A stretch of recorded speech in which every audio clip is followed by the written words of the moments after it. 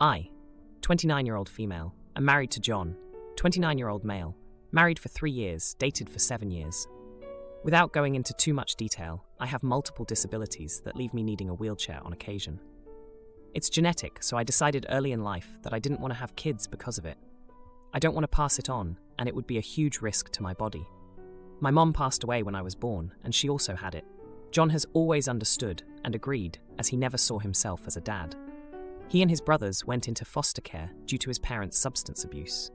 They were found alone fending for themselves. He's not sure about his father, but his mother is back in his life after being clean for the past 2 years. I'm happy for her, as it is a huge problem in our state, and not easy. My mother-in-law has always been quirky, but sometimes makes comments about my disabilities. Recently, she has been asking when we were having kids, as she is desperate to be a grandma. I explained my side multiple times. John has also explained his side, and how he has always said no to kids, and that we spoke about it multiple times before marriage. Lately, she has been very persistent, which I ignored. On New Year's Eve, we had a small party, and since it was my own home, I didn't need to use my chair. My mother-in-law came, and when she saw me, she was visibly upset. She's mostly seen me in a chair, especially in the wintertime, as it can affect me more, and said that seeing me out of my chair surprised her. Again, I ignored it. It's something I'm used to. In my friend group, we do a New Year's Eve wish and share it out loud. When it was my mother-in-law's turn, her exact words were, "I wish for my name to finally put John first and give him the family he deserves." And I froze. When I asked why she would say that, she said that she felt that I was lying to John about my illness and faking it to avoid giving him a kid, and called me a bad wife. I explained that I could pass away like my mom did, and she said that it happens, and if it did, that she would take care of the baby. I admit that I was impulsive, but hearing her be so casual about it made me rage, especially since John wasn't intervening. Apparently she and John had been speaking about it, as she believes he has to pass on his legacy, and that I'm holding him back. I fucking lost it. I said, "There's no legacy to pass. You chose drugs over your kids, and then left them. Even if there was a chance of me having kids, I wouldn't leave them to a drug addict that thinks my kids are there for her to try again." Stormed out of the room, and I went to bed crying. Yesterday, John said that he had been reconsidering the idea of kids because he wanted to be a better dad than his.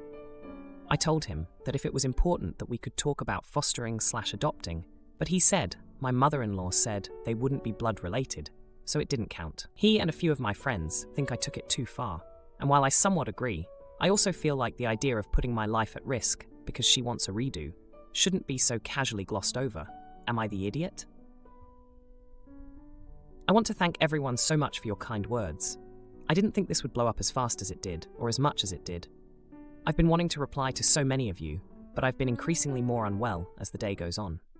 I had to log off work early just to recover, so seeing the validation and reassurance is unbelievably relieving. My boss is also letting me take a day or two off if I need. I work from home for obvious reasons, but I might take her up on it, as I've been so low energy.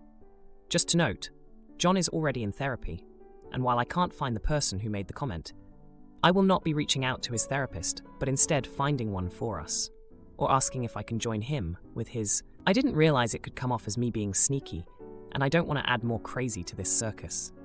The only thing he said to me is letting me know that a package has arrived for me. I said to put it aside, and he just left a thumbs up emoji. According to my neighbor/friend, he bumped into John, and John said he took the day off. The only reason I know this is because my neighbor, who wasn't there when it happened, asked if I was okay. John said that he hoped so, and that I wasn't there before ending the conversation. They reached out to me, and I let them know I was fine, but didn't go into details. I don't really know how to update this if anything happens later on this week, but I'll look it up. I have a feeling I'll need people to talk to, and right now, I have only my friend who is insisting I go straight to moving out. Someone also mentioned possibly showing him this thread, and I am actually considering it. We both keep our circle small for different reasons, so having an outside opinion might help. Thank you again, and hopefully I have something better to update you all with.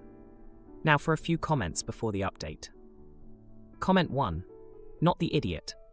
Your mother-in-law is something else, but your husband is the problem here. He should never have been talking to his mom about this behind your back, and he shouldn't let her influence his life plans. If he truly has had a change of heart, that's understandable. and it's well past time that he finally mentioned it to you. But I would be distrustful of his motivations. Plus, genetics and your very valid concerns aside, I would not have a kid with a man with this bad of boundaries with their addict parent. Comment 2. He said my mother-in-law said we wouldn't be blood related, so it didn't count. Good Lord. You have a mother-in-law issue and a husband issue. He should have been defending you and cut his mother off before it got that far. And I can't believe he bothered to regurgitate that above nonsense. Not the idiot. And your mother-in-law doesn't get to visit your home for a long while. You and John need a long talk and probably some couples therapy after that fiasco. Now for the update. Hey everyone, I'm back with an update on the situation with my husband John and my mother-in-law. I really appreciate all the support and advice you've given me. It's been a wild few months, and I've got quite the story to tell. After the New Year's Eve blowout, things between John and me were tense. We were both hurt and confused, and it felt like we were at a crossroads in our marriage. I took some time off work to clear my head and figure out what I wanted. John, on the other hand, spent more time with his mom, which worried me. One day, I decided to join John in one of his therapy sessions. It was a tough conversation, but it was necessary. We talked about our feelings on having children, our fears, and our future. It was emotional, but it felt like we were finally making progress. However, just when I thought we were getting somewhere, I found out that John had been meeting with a fertility specialist behind my back. He was exploring options for us to have a biological child. I was devastated. It felt like a betrayal, and it brought back all the pain from New Year's Eve. We had a huge fight. I couldn't believe he would go behind my back after everything we'd been through. John apologized and said he was just trying to find a way for us to be happy, but I couldn't shake the feeling of distrust. In the midst of all this, my mother-in-law was still pushing for a grandchild. She even went as far as to set up a nursery in her house, complete with a crib and baby clothes. It was like she was living in a fantasy world where I would just change my mind and suddenly want to risk my life for a baby. John and I were at a breaking point. We decided to take a break and live separately for a while. I stayed with my friend, who had been a rock for me through all of this. John stayed at our house, but he spent a lot of time at his mom's. During our time apart, I did a lot of soul-searching. I realized that I still loved John, but I couldn't be with someone who didn't respect my decisions about my body and my health.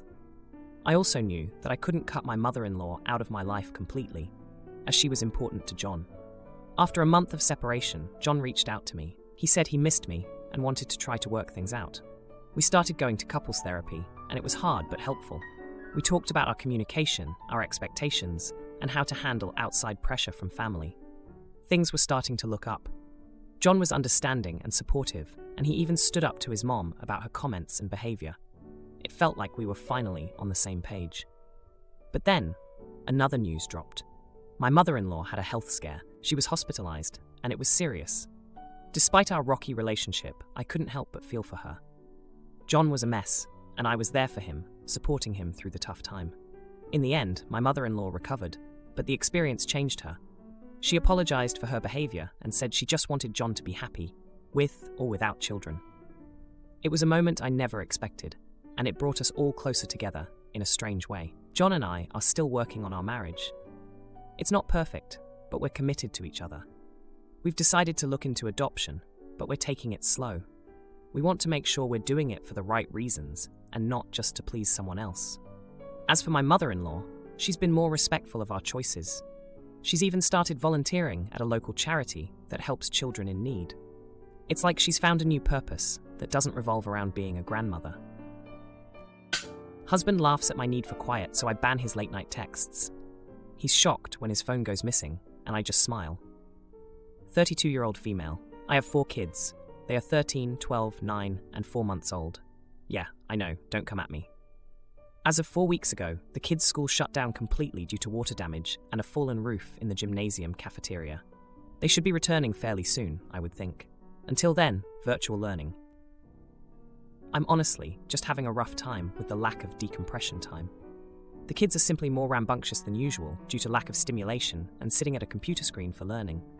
Same thing happened during Infection 19, but add a baby who is going through sleep regression, who sleeps all day and is up quite literally all night, and you get one tired mama who has 0 downtime. It won't last forever, and that's what I keep telling myself, But right now, I seriously just need a breather without entertaining or answering questions or being touched. My husband is fully aware of this, but for whatever reason, he feels it doesn't apply to him. So on the off chance that the baby does go to bed at a decent time, when the other kids are in bed, he assumes I want to spend every second of that time with him. I understand how important it is to maintain that closeness with him, but right now I'm touched out. So him touching me and trying to get a piece, or trying to talk about our finances, which we already talk about when the kids are awake, is exhausting. Especially considering he gets downtime. After the kids go to bed, he goes to his office to do whatever for 2 to 3 hours, while I try to get the baby down. She's strictly breastfed. It's just that the second she is asleep, in his head it's like oh, kids are all asleep, my turn to get attention. Even if he sees that I've opened a book or put in headphones. And it's just getting increasingly frustrating, because like I said, the baby is up all night, and she's at an age where she wants me to be fully engaging with her, talking, holding, playing, or she gets fussy. So everyone here right now is just constantly begging for my attention, while I'm just begging for 30 minutes of being left alone. And like I said, my husband is fully aware of this. I've told him. He simply thinks it does not apply to him. So, last night I got the baby to bed around 9ish, and my husband comes in and says, "Want to watch a movie?" So I said no, and that I wanted to read, but he could watch the movie beside me, so we are still together, or whatever. But he kept making comments. "Babe, you don't even want to watch this? It's funny," or "Did you see that?" And then proceeds to rewind the movie so I can see, even though I said I didn't want to. And lastly, "You don't even want to give me that but." At this point, I'm fuming mad because I haven't made it through 2 pages uninterrupted, and I snapped. I said, "Will you just leave me alone? Why do I have to keep repeating myself to you?" He turns off the movie and storms off to the office, while saying, "I just wanted to freaking hang out with you. And now I feel bad, but I need to be left alone for once." ETA. He does his part around the house. He helps clean, helps with dinners, and is usually the one who drives the kids to and from their sports. This isn't about what he does and doesn't do to pull his weight. It's only about me not getting any downtime because he, much like the kids, want my undivided attention. We do still hang out together. We literally watch a movie together every single night. But on the nights that I don't want to do that, he sits and basically begs for my attention, even when I've voiced that I want to do my own thing. Now for a few comments before the update. Comment 1. Not the idiot. I know you said he pulls his weight, but if one parent has 2 to 3 hours of free time a night, and the other one has 0, then you need to redistribute, equal. Tell him next week you'd like him to put the baby down. As soon as you're done nursing, hand him the baby, and take time for yourself until it's time for the next feeding. If that recharges you, find a way to make it the routine at least some nights a week. Comment 2. Not the idiot. Also, he was confronted with something he did not want to engage with, and his first reaction was to go storm off to the office. Are you sure he is not just goofing off at the office, getting downtime, and actually working? Because that does kind of sound like his private time escape place, to be honest. Now, for the update. Hey everyone, thanks for all the comments and advice on my last post. It's been a month since I vented about my situation, and boy, do I have some updates for you. So, after that night when my husband stormed off, things got a bit tense around the house. He was giving me the silent treatment, which honestly was a bit of a relief at first. It gave me some of that alone time I was craving. But then, the guilt started eating at me. I knew we needed to talk, but finding the right moment was like trying to solve a Rubik's Cube blindfolded. A week into our silent standoff, my oldest, who's always had a knack for sensing tension, asked if we were getting a divorce. That hit me like a ton of bricks. I realized our issues were affecting the kids more than I thought. That night, after the kids were in bed and the baby was finally asleep, I went to my husband's office. I found him there, as usual, lost in some online game. I took a deep breath and knocked on the door. We had it out that night. I told him how overwhelmed I was, how I felt like I was on the verge of a breakdown. He admitted he felt neglected and was worried I was pulling away from him. It was a raw, emotional conversation, but it was necessary. We agreed to schedule some me time for both of us, and us time for our relationship. It felt like we were finally on the same page. The next few weeks were a bit of a roller coaster. We tried to stick to our new schedule, but life with 4 kids is never predictable. The baby's sleep regression got worse before it got better, and the virtual learning was a constant battle. But we were trying, and that's what mattered. Then, 2 weeks ago, my husband surprised me with a spa day. He'd arranged for his sister to watch the kids, and he practically pushed me out the door, telling me to take all the time I needed. I spent the day getting pampered and came home feeling like a new woman. My husband had cooked dinner, and the kids were all playing quietly. It was like walking into an alternate universe. But just when I thought things were smoothing out, the plot thickened. My husband started coming to bed later and later, and I noticed he was protective of his phone. My gut told me something was off. I didn't want to be that wife, but the suspicion was gnawing at me. So, one night, when he fell asleep on the couch, I checked his phone. And there it was, messages to a woman from his office. Nothing explicit, but definitely flirty. My heart sank. I confronted him the next morning, and he confessed. He said it was just some harmless flirting, that he felt like he needed some attention, and it had never gone beyond texting. I was devastated. We just started to rebuild our connection, and now this? We're currently in a weird place. He's apologetic and swears it'll never happen again. I want to believe him, but trust is like a mirror. Once it's shattered, you can never look at it the same way again. We're still trying to work through it, but it's hard. And just when I thought I couldn't handle any more surprises, the school called. The kids' school is finally reopening next week. I should be over the moon, but with everything going on, it feels like just another thing to deal with. Mother-in-law crashes sick day again, so I bolt to a hotel with baby. She tries to apologize, but then we find our savings drained. My mother-in-law is a good woman. I do love her, but I'm so resentful of her that it's clouding my brain. She has this overwhelming desire to feel needed and comes over here whenever she finds out any of us are ill. Even if we tell her no, she will still show up. And she doesn't help. That's the thing. She comes here with a can of chicken noodle soup and then stands in front of our TV, or tries endlessly to get us to talk to her, knowing I have zero energy to entertain.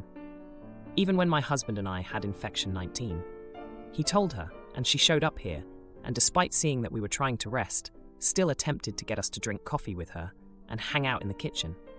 When we tell her to leave, it's always met with a, "I will be fine," thinking we're telling her to leave for her safety, which isn't the case, 9 times out of 10.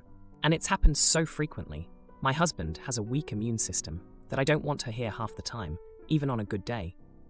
We now have a 4-month-old daughter, but little miss is feeling a bit under the weather, just a cold.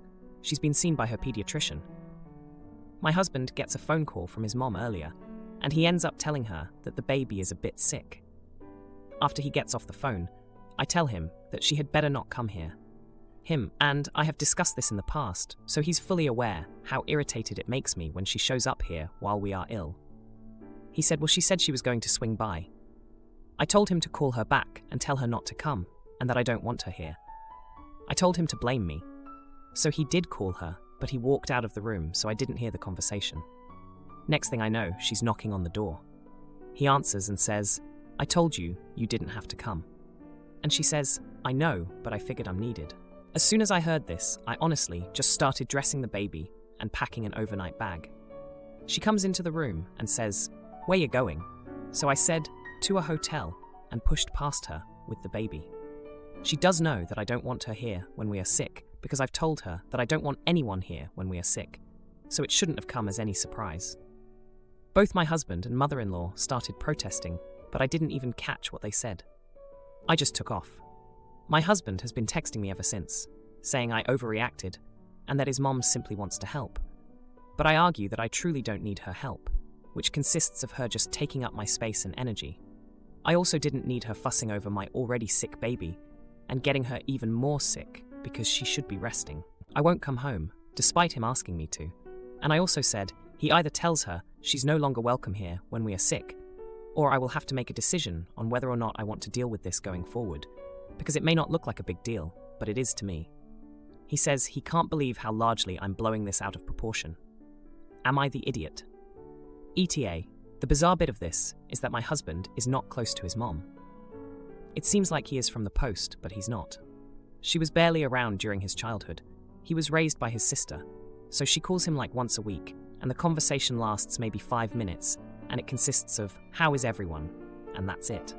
When she comes here, he gets awkward and clams up, and they barely say 2 words to each other. He also word vomits due to awkwardness and oversharing our finances with her too, just to have something to talk about. He acts super weird around her. So when she comes here, she's usually up my butt, and it's me who's entertaining.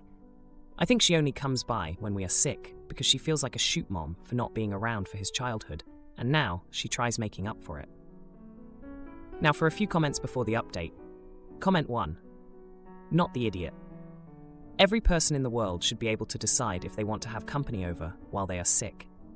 Because that's what your mother-in-law is acting like, company. She's not acting like someone who is there to help. Your husband needs to fully understand this. It's your home, your sanctuary, your place of rest. And your mother-in-law is turning it into a weird jail for the sick inmates who can't escape her need for attention. Hold the line, OP. This line will protect you and your children and even your spineless husband from a lifetime of attention-seeking nonsense from your mother-in-law. At least while you're sick. Comment 2. Your husband and mother-in-law are the jerks. Your husband didn't tell her not to come. Sounds like he told her she didn't have to come. Two different things. Maybe you shouldn't have stormed out, but nothing else got their attention. Take the night to calm down, and tomorrow when you go home, have a serious talk with your husband and tell him he must be honest and straight with his mother immediately. Seems like the conversation only happens after everyone is worked out, and that won't resolve it. Now, for the update. Hey everyone, thanks for all the comments on my last post. I really appreciate the support and advice you've given me. It's been a tense few days, and I've got quite the update for you. So, after I stormed off to the hotel with my daughter, my husband kept texting me, trying to smooth things over. He said he understood why I was upset, but pleaded with me to come home and talk it out. I was adamant that I wouldn't return until he set boundaries with his mom. The next day, my husband called me, and his tone had changed. He confessed that after I left, he had a long overdue heart-to-heart with his mom. He told her about his feelings of neglect from his childhood, and how her sudden overbearing nature was more suffocating than supportive. It turns out she broke down and admitted that she knew she had been a terrible mother to him. She explained that her own mother had been cold and distant, and she didn't know how to be any different when he was growing up. But now, with our daughter, she saw a chance to do things right, to be the grandmother she never was as a mother. I was shocked. My husband and I had never really delved into his childhood or his feelings about his mom. He always kept it locked away, and I respected his privacy. But hearing this, I felt a mix of sadness for him and frustration that it took this long for them to address their issues. I decided to come home the following day. When I arrived, my mother-in-law was there, and to my surprise, she apologized. She said she'd give us space when we were sick and try to be more helpful in the ways we actually needed. It was a step in the right direction, and I cautiously accepted her apology. But here's where things take a turn. That evening, after my mother-in-law left, my husband and I were going through our finances. We were discussing how to budget for the unexpected hotel stay when he suddenly went pale. He showed me his bank app, and there were several large withdrawals that neither of us had made. We were both puzzled and worried. Had his account been hacked? We decided to call the bank first thing in the morning, but before we could, my mother-in-law showed up again, unannounced, as usual. She looked nervous, which was out of character for her. She asked to speak to my husband alone, but I insisted I stay. That's when she dropped the bombshell. She confessed that she had taken the money. She had his banking information from years ago when she helped him set up his account. She said she was in deep trouble with some debt and thought she could borrow the money without us noticing. She planned to pay it back before we found out. My husband was stunned into silence. I was furious. All the progress, the apologies, the supposed understanding, it felt like a slap in the face. My husband finally spoke up, his voice a mix of hurt and anger. He told her that this was a massive breach of trust. He said he needed time to think about their relationship and how to move forward. She left our house in tears, and we were left to deal with the fallout. If you like this video, you'll probably like these too. Also, while you're here, please consider subscribing. It's your support that keeps this channel alive and allows me to make better and longer videos. Have a great day.